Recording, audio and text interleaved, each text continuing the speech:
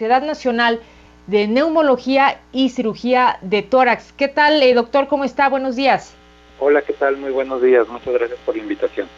Bueno, pues vamos a hablar también, entre otras cosas, del COVID, de la enfermedad de la influenza. La semana pasada teníamos una entrevista hablando sobre pues estas enfermedades, ¿no? También relacionadas que tenemos actualmente y que de repente se nos olvidan porque tenemos la presencia del COVID y de repente pensamos que ya todo es coronavirus, ¿no? De repente la gente pues ya siente un resfriado, empieza a estornudar o tiene otros síntomas y pensamos que puede ser COVID.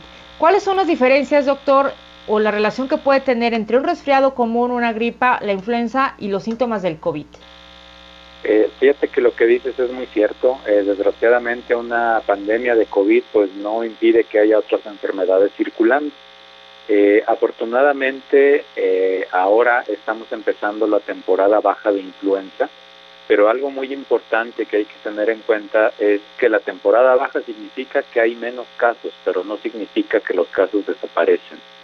De tal manera que todavía este año, como en los años anteriores, hay virus de la influenza circulando, si bien en menor frecuencia, nunca se termina de ir a lo largo de todo el año. De tal manera que es muy importante hacer las diferencias entre estas enfermedades. Quizá la diferencia entre influenza y COVID es un poco compleja para el público en general, pero en términos generales, si tenemos los síntomas, pues hay que acudir con el médico. Me gustaría hacer un poco más énfasis acerca de la diferencia, por ejemplo, entre influenza y un resfriado común. Un resfriado común, ¿cuáles son? Síntomas pues predominantemente leves, de vía aérea superior, le decimos nosotros. Un poco de escurrimiento nasal, lagrimeo, fiebre en bajo grado, a veces no supera los 38 grados, y sobre todo el paciente, si bien no se siente perfectamente bien, pues de ninguna manera está incapacitado.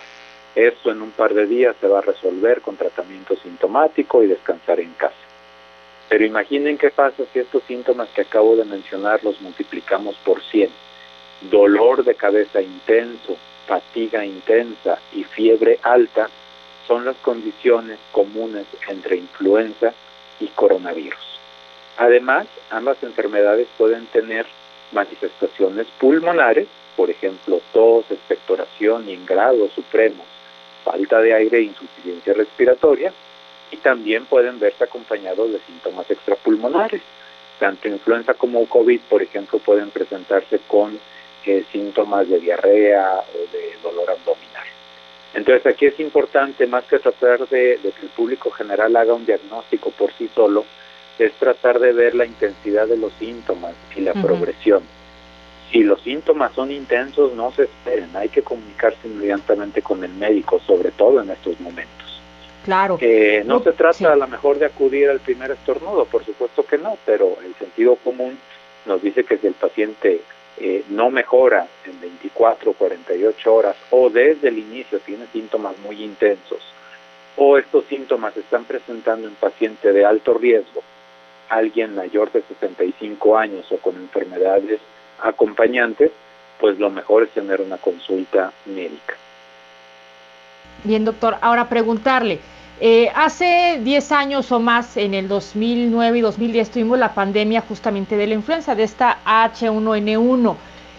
Mucha gente se pregunta, ¿por qué en ese momento no vimos el escenario tan catastrófico como lo tenemos ahorita con el COVID-19, en el sentido de que, a ver, ahorita llevamos muchísimas más muertes, las medidas me parece pues han sido desde luego pues más drásticas y diferentes a las que tuvimos hace 10 años, 11, cuando sí usábamos el tapabocas y demás, pero me parece ahorita todo es más grave.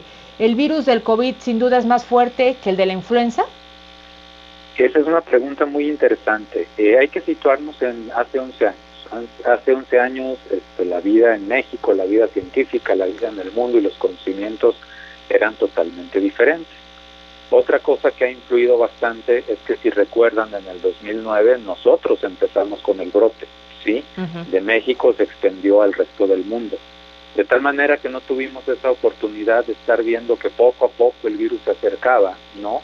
Que eso le agregó mucha incertidumbre y pues mucho temor ciertamente a todos los pacientes y a los médicos, ver cómo el virus que empezaba en China se empezaba a propagar por toda Europa, y después finalmente llega al continente americano, ¿no? Entonces son contextos diferentes. Ahora, si ponemos a competir a los virus, realmente influenza gana en popularidad, ¿sí? Aquí una pregunta muy sencilla para darnos cuenta es que pues prácticamente todos conocemos a un paciente, o si no, nosotros mismos nos hemos enfermado de influenza alguna vez. Esto es porque cada año, en cada temporada de influenza, independientemente de lo que pasó en el 2009, más o menos el 10% de la población adquiere influenza. Pero la gran diferencia es que la mortalidad por influenza estacional y la mortalidad por influenza pandémica en el 2009 pues fue menor al 1%. Y aquí con COVID, pues tú tienes razón, estamos viendo letalidades que han estado por debajo del 1% en algunos países, pero en algunos otros países incluso han superado el 10%. Entonces es por eso que es una enfermedad pues más letal. Y también, por supuesto, por los tiempos que vivimos, es una enfermedad mucho más mediática. De hecho, nunca en la historia de la humanidad había habido tantas menciones en redes sociales y en prensa de una enfermedad como lo es ahora COVID. Si ustedes recuerdan, en el 2009, pues, aunque existían redes sociales, esto no estaba tan popular todavía. De tal manera que es una combinación, son tiempos diferentes, culturas diferentes, conocimientos diferentes, y ciertamente son patógenos que si bien comparten síntomas, de ninguna manera son iguales. Además de que hay vacuna, ¿no? Para la influenza hay vacuna y para el COVID pues todavía no. Justamente eso iba. Cuando influenza nos tocó en el 2009, la pandemia, en ese momento ya existían medicamentos efectivos, probados, científicos contra influenza estacional que fueron efectivos también para influenza pandémica. Y por supuesto ya existía una vacuna. Es un escenario totalmente distinto, ¿no? A lo largo de estos 11 años se ha avanzado mucho en el conocimiento de influenza y bueno, pues la historia natural nos dice que vamos también a conocer mucho más, cada día se conoce mucho más acerca de COVID. Bien, doctor, preguntarle, ¿cómo ve el desarrollo de la pandemia aquí en México? Y si usted también coincide en que las cifras que se dan oficiales pues están muy por debajo que las reales, o sea que no se están contando todos los casos confirmados por las pocas pruebas que se hacen falta pruebas y también el número de muertes pues podría ser mayor al que se reporta. Sí, ciertamente es muy difícil tener censados al 100%, si no es muy difícil, es imposible tener un censo 100% exacto, tanto aquí como en el México, como en otros países. Aquí pues se escogió un modelo centinela, no, eso tiene ventajas y tiene algunas desventajas, pero definitivamente pues las cifras que estamos viendo son solamente un estimado. Lo ideal sería, desde el punto de vista de muchos expertos, no estar sentados esperando que el paciente llegue para tomarle la prueba, sino hacer una búsqueda exhaustiva de casos como se ha hecho en otros países. Buscar a los pacientes asintomáticos. Eso es una gran diferencia entre COVID e influenza. Los pacientes con COVID tienden a ser asintomáticos durante un tiempo en el cual tienden a contagiar a otras personas.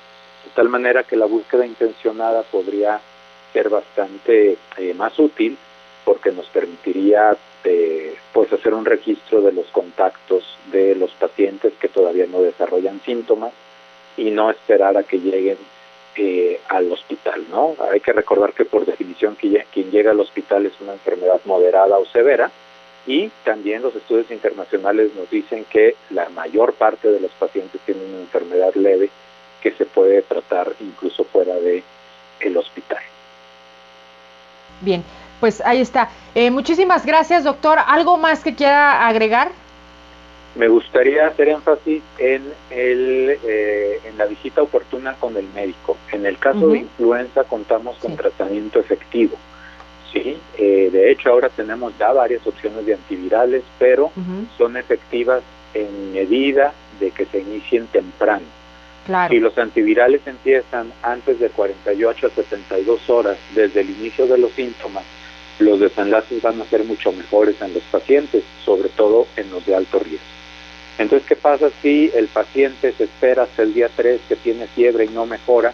Pues cuando llega con nosotros ya perdimos este tiempo importante para iniciar tratamiento y los desenlaces pueden no ser tan buenos aunque nosotros demos el tratamiento que corresponde. Entonces, por favor, en caso de síntomas intensos o que se prolonguen más de 24 horas, acudir con el médico. Ahora, con la cuestión de la pandemia, se han dado de alta muchísimos servicios, incluso de consulta telefónica, que si bien no es una consulta formal, sí sirve mucho para que un experto nos diga qué hacemos, si nos quedamos en casa 24 horas más o si acudimos a consulta o si acudimos directamente al médico. Entonces hay muchos canales. Nosotros en la Sociedad de Neumología de Monterrey y en la Sociedad de Neumología Nacional pues tenemos muchos canales para tener contacto con el público y responder las dudas. Bueno, pues ahí está. Entonces, doctor, muchísimas gracias. Pues la conversación y la información lo seguiremos contactando. Muchísimas gracias, un placer. Que tengan buen día. Gracias. Es el doctor Julio González, miembro de la Sociedad Nacional de Neumología y Cirugía de Tórax y también pues de la mesa directiva de la Sociedad de Neumología allá en Monterrey.